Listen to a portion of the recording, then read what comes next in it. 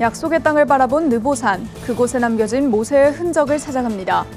생명의 물줄기 아인 무사부터 베두인의 환대까지 굿TV 제작진이 담아온 요르단의 생생한 신앙의 여정을 전합니다.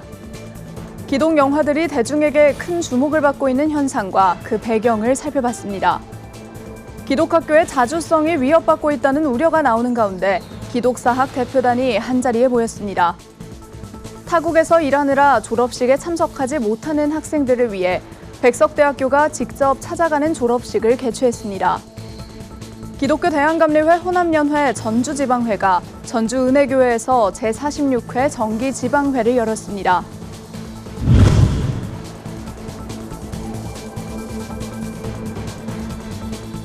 시청자 여러분 안녕하십니까? 굿TV 뉴스입니다. 40년 광야 여정을 마치고 약속의 땅을 눈앞에 둔 채 생을 마감해야 했던 선지자 모세. 그가 바라본 약속의 땅은 어떤 모습이었을까요? 굿TV 제작진이 모세의 신앙 여정이 담긴 요르단 현장을 생생히 담아왔습니다. 배보경 기자가 보도합니다.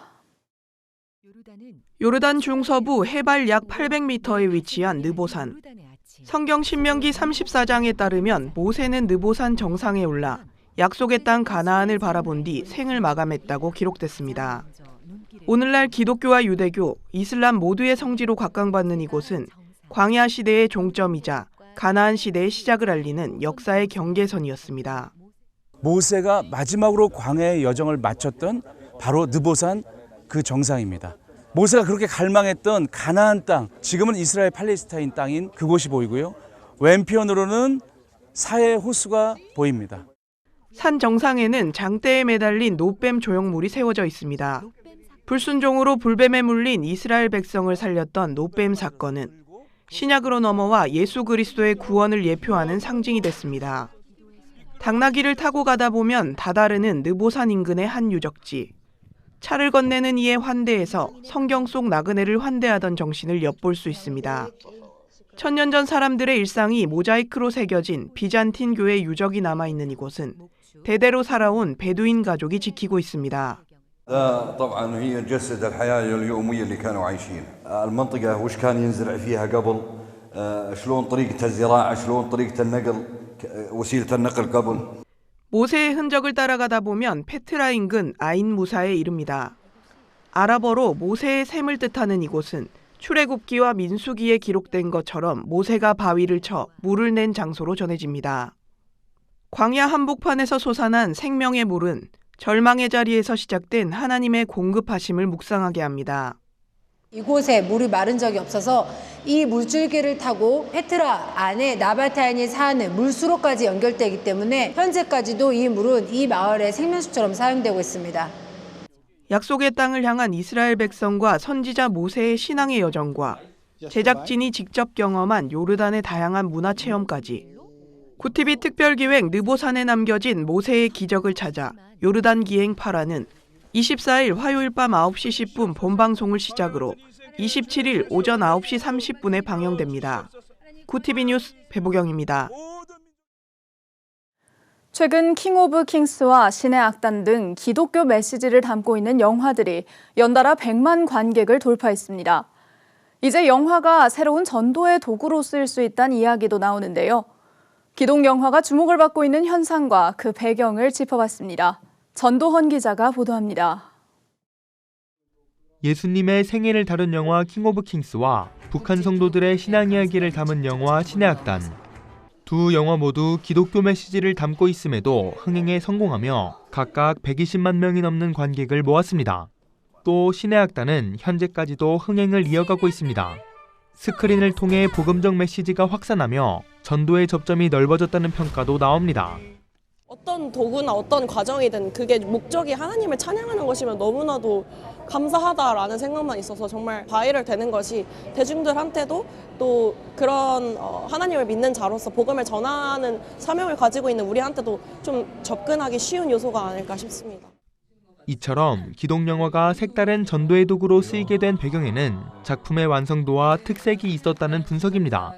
사람들이 공감을 줄 수 있는 콘텐츠는 스토리와 이제 플러스 알파가 있어야 되거든요. 그 킹 오브 킹스 같은 경우에는 애니메이션이라는 특수성이 있었다면, 그렇지만 이 신의 악단은 그 음악적 감동이 굉장히 컸어요. 작품이 감동이 있고 재미가 있고 완성도가 높으면 당연히 따라올 수 있는 결과예요.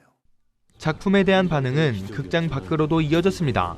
킹 오브 킹스는 팝업 스토어를 통해 관객과의 만남을 넓혔고 신의 악단은 찬양 영상이 SNS를 타고 확산되며 지속적인 관심을 이끌었습니다.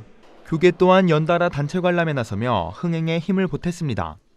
특히 이 두 영화는 기독 영화는 교회 안에서만 소비된다는 기존 통념을 깼다는 데 의미가 있습니다. 기독교 메시지를 보편적인 서사로 풀어낸 점이 핵심으로 꼽힙니다. 종교라고 하는 주제를 직접적으로 얘기하는 것은 어떤 부분에서는 흥행성이 없어요. 킹 오브 킹스는 직접적인 종교 영화라고 할 수 있지만 사실 예수는 사실은 인류의 보편적인 어떤 캐릭터예요. 신의 악당 같은 경우에도 분명히 종교 얘기지만 북한이라고 하는 특정한 어떤 상황을 다루고 있다는 거예요. 그 상황이 보편성을 띄었다는 얘기고. 이제 관건은 기독 콘텐츠 영화가 흥행을 이어갈지 여부입니다. 이를 위해 제작자의 책임과 관객의 성숙한 참여가 함께 뒷받침돼야 한다는 설명입니다. 제작자든 감독이든 스토리텔러든 그걸 만들어낸 책임이 있다면 우리의 어떤 크리스찬 관객들은 좋은 작품이 나왔으면 그걸 알리고 소개하고 그것을 소비해주고 그리고 또 끝난 다음에 그걸 가지고 우리가 계속해서 토의하고 그것을 이야기해주는 성숙한 팬덤이 있을 때 이 기독 문화가 함께 활성화될 수 있죠. 완성도는 물론 작품의 특색을 앞세워 관객의 주목을 받은 기독 영화.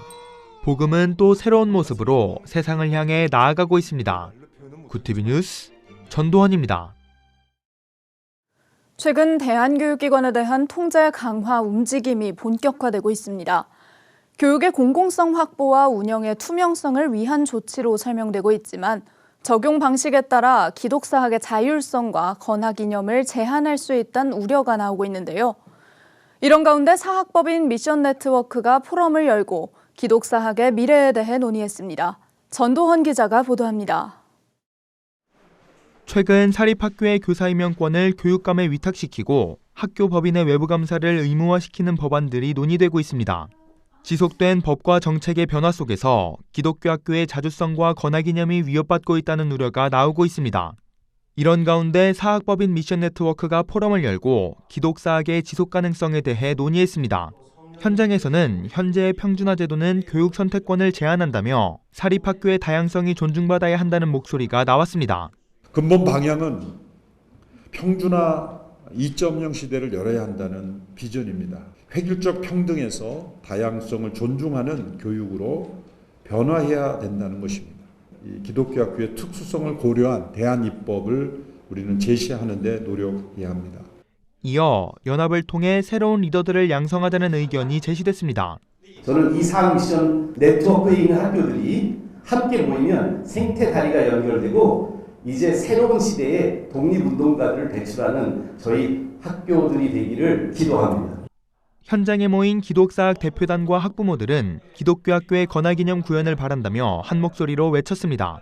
사학법인 미션 네트워크는 한국교회 및 범기독교 학교 단체들과 함께 정부와 국회에 교육의 자주성과 선택권이 보장되는 새로운 교육 체제를 마련해 줄 것을 강력히 요청합니다. 한편 사학 미션은 기독교 세계관 교과서 개발과 각종 컨퍼런스를 통해 기독사학의 지속을 위해 힘쓰겠다고 밝혔습니다. 굿티비 뉴스 전도헌입니다. 해외 취업에 성공해 타국에서 일하느라 정작 본인의 졸업식에는 참석하지 못하는 학생들이 많습니다. 백석대학교가 이런 제자들을 위해 총장이 직접 현지로 찾아가는 졸업식을 열었습니다. 김혜인 기자가 취재했습니다. 관광객들로 붐비는 괌의 한 호텔 프런트입니다. 능숙하게 외국인 고객을 응대하는 직원들은 올해 백석대학교를 졸업한 청년들입니다. 낯선 타국에서의 첫 사회생활이지만 전공 수업과 해외 현장 실습을 통해 다져온 역량으로 현장에 빠르게 녹아들고 있습니다. 다른 문화기 때문에 이제 문화 적응도 해야 됐었고 그런 게 좀 힘들었었고요. 한국인 고객님들이 영어를 좀 어려워하실 때 저희가 이제 중간에서 도와드렸을 때 이제 가장 큰 보람을 느꼈던 것 같습니다. 실물이 미리 익힌 덕분에 해외 취업은 막연한 도전이 아닌 구체적인 진로 개척의 발판이 되고 있습니다.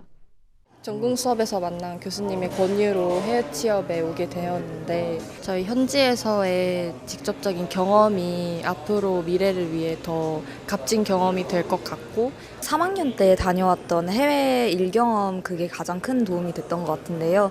세일즈 마케팅이 저한테 생각보다 제 적성에 잘 맞는 것 같아서 앞으로 나가게 되면 호텔 쪽의 세일즈 마케팅으로 계속 나가거나 아니면 현지 호텔 측도 졸업생들의 역량을 높게 평가합니다. 한국과 일본 관광객 비중이 높은 괌 현지에서 이들이 갖춘 소통 능력과 책임감은 분명한 경쟁력입니다. Most of the strength is translation because speaking language in Korea. Because our guest majority is tourists from Japan and Korea. If guests ask any inquiry or concern or question, it helps a lot to speaking. 지난 20일은 호텔 현장을 누비던 학생들이 잠시 유니폼을 벗고 학사 가운을 입었습니다. 한국에서 열리는 졸업식에 참석하지 못한 이들을 위해 대학이 직접 괌을 찾았습니다. 우리 학생들이 어디에 있든 또 어떤 삶을 살아가든 우리 백석대학교가 늘 학생들의 평생의 동반자 역할을 하겠다는 그런 의지의 표현입니다.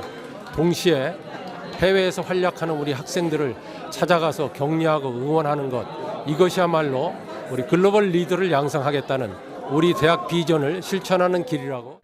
백석대는 현재 미국과 일본 등 전 세계에 110여 명의 학생들을 파견하고 있습니다. 맞춤형 해외 취업 지원을 바탕으로 2년 연속 4년제 대학 해외 취업자 수 전국 1위를 기록했습니다. 타국에서 꿈을 키우는 청년들을 위해 곁을 지키는 대학의 철학이 현장에서 열매로 맺히고 있습니다. 굿TV 뉴스 김혜인입니다. 굿TV 호남 전북본부에서 보내온 소식입니다. 기독교 대한감리회 호남연회 전주지방회가 전주은혜교회에서 제46회 정기지방회를 개최했습니다. 임재석 선교부총무회 사회로 시작된 개회 예배에서 최정환 감리사는 부르심에 합당하게 행하라란 제목으로 말씀을 전하며 하나님과 온전히 연합하는 지방회가 되어야 한다고 강조했습니다. 다른 여러 가지도 있지만 부르심에 합당한 우리 전주지방 우리 목회자와 모든 성도되기를 축복하고 또 함께하기를 소원합니다. 예배 후 이어진 회무 처리에서는 지난 회기 사역을 점검하고 제46회기 주요 사업 계획을 확정했습니다. 전주지방회 산하 교회들은 선교 후원과 교육 사업을 통해 지역사회 속의 감리교회의 위상을 높이고 복음의 빛을 전하는 데 매진할 계획입니다.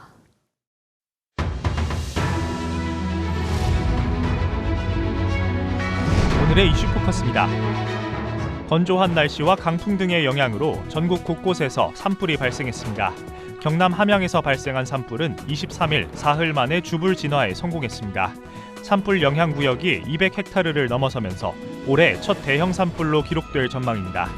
충북 단양에선 아산에서 길을 잃은 80대 노인이 추위를 피하려고 낸 불이 산불로 번졌고 소방대원 500여 명이 투입해 6시간 만에 주불을 잡았습니다.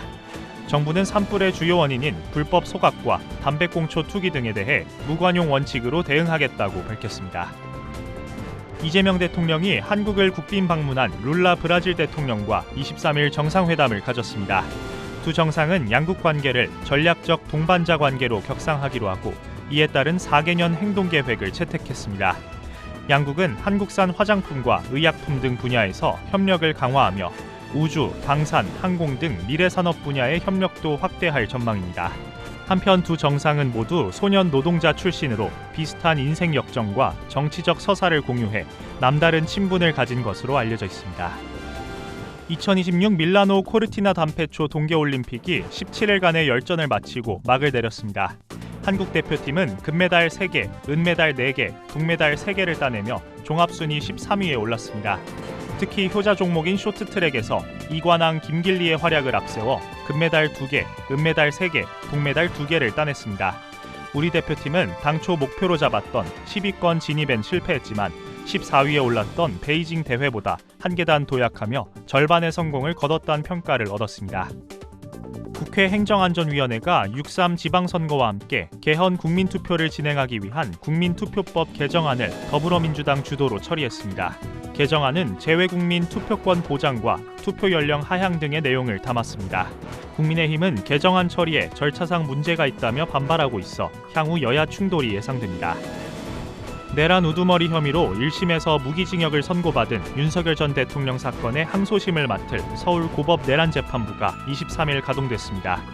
항소심에선 비상계엄 선포 시점을 둘러싼 이른바 노상원 수첩이 핵심 쟁점이 될 전망입니다. 특히 비상계엄이 즉흥적 판단이었는지 최소 1년 전부터 준비된 계획이었는지 등 계엄 모의 시기와 장기 독재 계획 여부는 형량 산정의 중요한 변수로 꼽힙니다. 한편 특검팀과 윤 전 대통령 측은 이번 주 중 나란히 항소장을 낼 전망입니다. 산불 조심 기간 중 음주운전 사고를 낸 김인호 산림청장이 이재명 대통령으로부터 면직 처분을 받았습니다. 김 전 청장은 지난 20일 경기 성남의 한 사거리에서 혈중 알코올 농도 면허 정지 수준으로 운전을 하다 차량 2대를 잇따라 들이받은 혐의를 받고 있습니다. 산림청은 예년보다 산불 조심 기간 운영을 앞당겨 지난달부터 전 직원 비상근무 체제에 돌입했는데 정작 부처 수장이 음주운전으로 면직되면서 비판의 목소리가 커지고 있습니다. 구티비 뉴스 권현석입니다.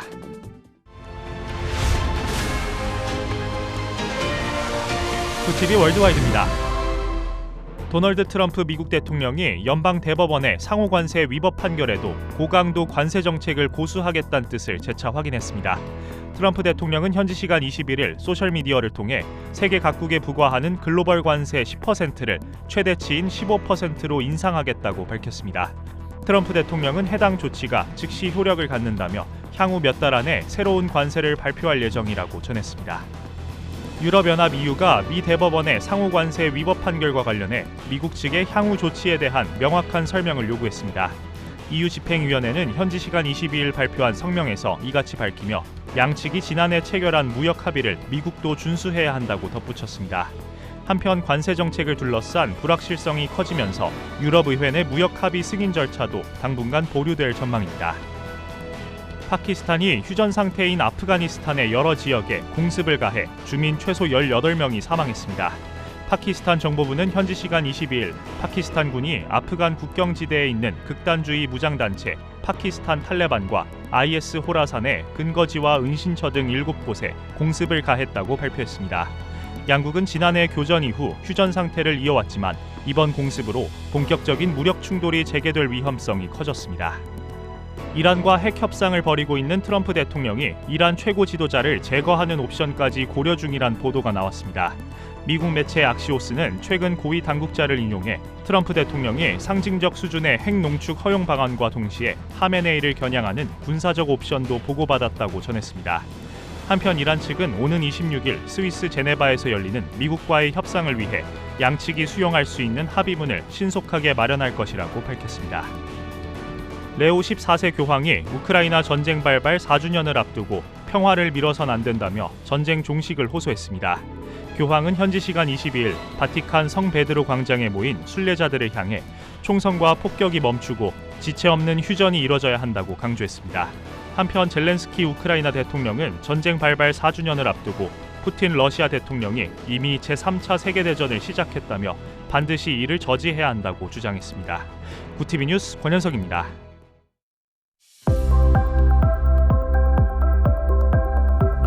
내일은 건조함을 달래줄 눈비 소식이 있습니다. 서울을 비롯한 중부지방에 내일 밤까지 5에서 10mm의 비가 내리겠는데요. 내일 서울의 아침 기온 영하 1도, 한낮 기온 6도로 쌀쌀한 날씨가 이어지다가 모레부터는 날이 다시 포근해질 전망입니다. 이어서 전국 날씨입니다. 내일 한낮 최고 기온은 서울 6도, 강릉 7도가 예상됩니다. 남부지방의 경우 대구 5도, 광주 7도, 부산은 9도를 보이겠습니다. 날씨였습니다. 2026 밀라노 코르티나 단페초 동계올림픽에서 우리나라는 종합 13위를 기록하며 베이징보다 1계단 도약했습니다. 김길리와 최가운 등 10대와 20대 초반 선수들이 빙상과 설상에서 새로운 가능성을 증명했는데요. 눈부신 도전을 이어간 우리 선수들 모두 수고 많았습니다. 2030년을 향한 더 큰 도약을 응원합니다. 이상으로 뉴스를 마칩니다. 함께해 주신 여러분 고맙습니다.